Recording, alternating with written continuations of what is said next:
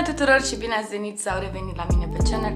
Numele meu este Lucia Maria Sandalowski și sunt hairstylist de meserie. Și astăzi vreau să vorbesc despre părul meu pentru că îl vedeți, este scurt. Dar vreau să încerc ceva diferit, îl voi face într-un stil de vlog ca să vedeți ce fac eu ca și hairstylist când e nevoie să mă vopsesc. Am niște tips and tricks pentru tine dacă ai părul scurt și nu știi ce să faci cu el, pentru că e scurt, e prima dată și nu știi cum să-l stilizezi, cum să-l aranjezi, cum să-l vopsești, cum să-l...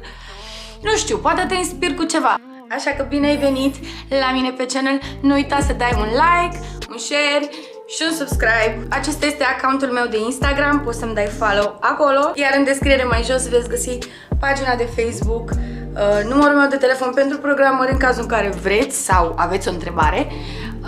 Și da, haideți să începem acest clip. Nu-mi place diferența, contrastul între culoarea mea naturală și acest blond. Și de-aia vreau să-l fac pe tot uniform, blond platinat, ok?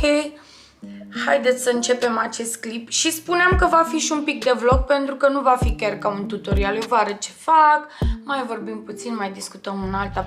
Popici, să trecem la treabă. Ok, începem mai întâi cu ce voi lucra. Voi folosi pudra asta de colorantă, oxidant de 9, accesoriile și bineînțeles vopseaua despre care vom discuta un pic mai încolo. Haideți să ne echipăm. Sunt persoane care îmi spun sau lasă în comentarii: dar de ce pui așa pudră, ca și cum ai pune condimente în mâncare? Eu am învățat să măsor cu ochiul, adică când torn pudră sau oxidant sau orice altceva, eu deja l-am învățat măsura ochiometric și îmi dau seama din mai multe puncte de vedere decât cineva care nu face asta. Și de fiecare dată când citesc comentarii de genul: dar trebuie să-ți măsori. Da, sunt cazuri în care chiar trebuie să măsori fiecare mix în parte. Singura dată când măsor este la fire albe, atunci contează gramajul de vopsea și oxidant pentru mine, sau când vreau să scot un anumit reflex foarte specific. În rest, mai ales pudra de colorant, îmi dau din start seama câtă pudră de colorant îmi trebuie și cât oxidant. N-am nevoie de cântar. Acum am pus 2 cupe de pudră, sunt sigură că sunt 2 cupe.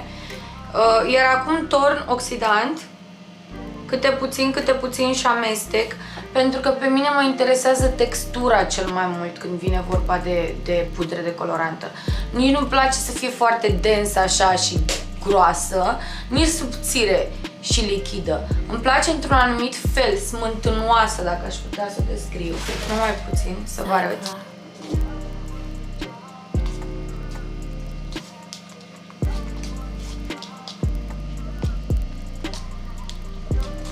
Și deja îmi dau seama că pudra asta va ieși prea groasă. Cam așa arată o pudră foarte groasă, știi? Și continui să pun oxidant 9.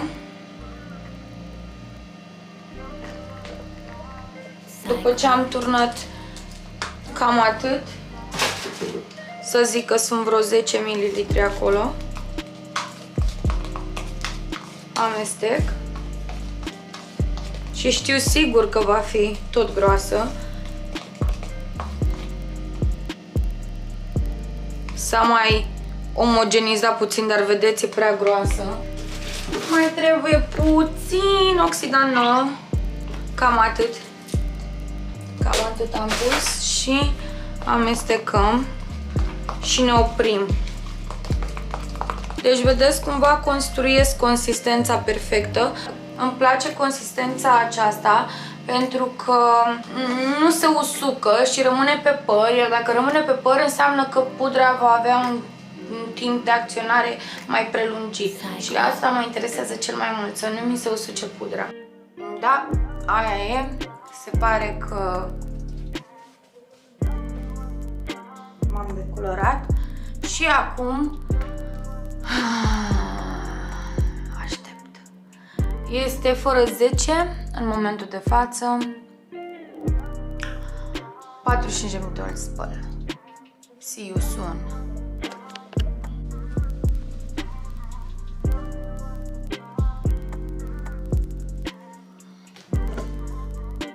Wow!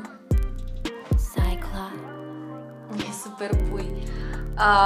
Da, haideți să-l usuc. Acesta este fenul meu, este super mic, știu, dar n-am nevoie de mai mult, după cum puteți vedea.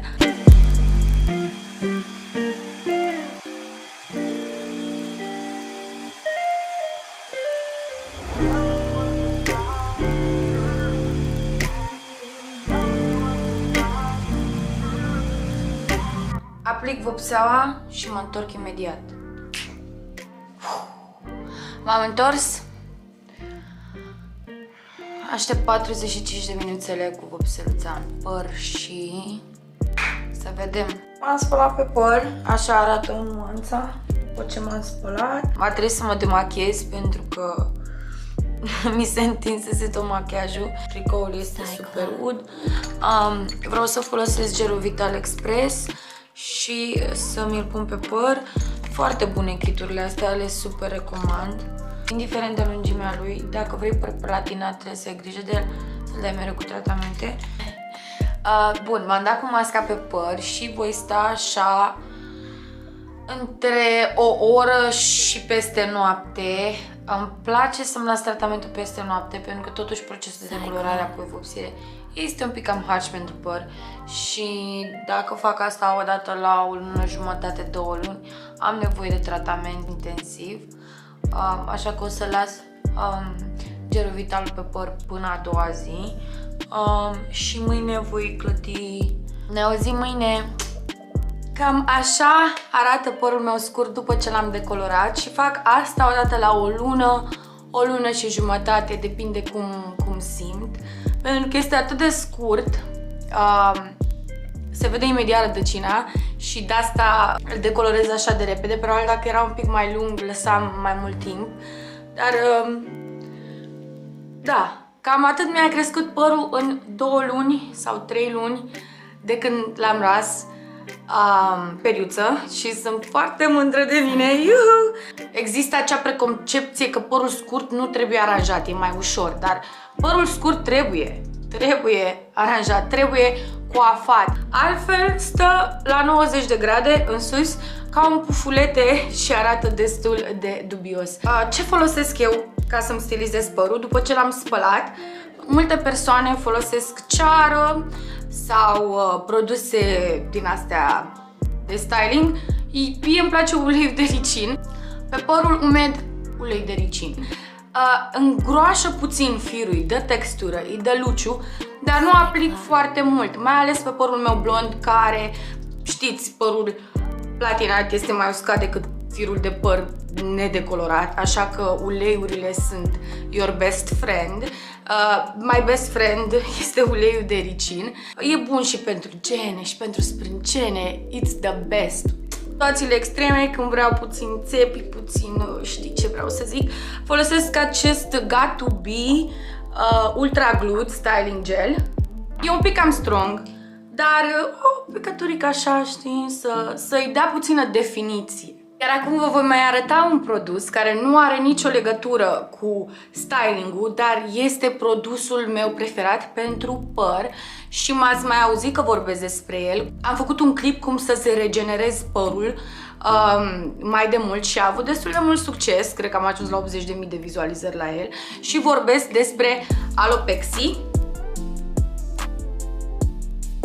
Alopexy este un produs pentru oamenii care suferă de alopecie. Dar tu nu trebuie să ai alopecie, pur și simplu mă dau cu el pentru că îmi ține rădăcina sănătoasă, fuliculii de păr. Este un tratament pe care trebuie să-l faci toată viața ta. Îl găsiți la farmacie și mă dau mereu cu el. Ați văzut că mă vopsesc des, fac transformări de look de diferite feluri și totuși simt nevoia să întăresc rădăcina părului cu ceva.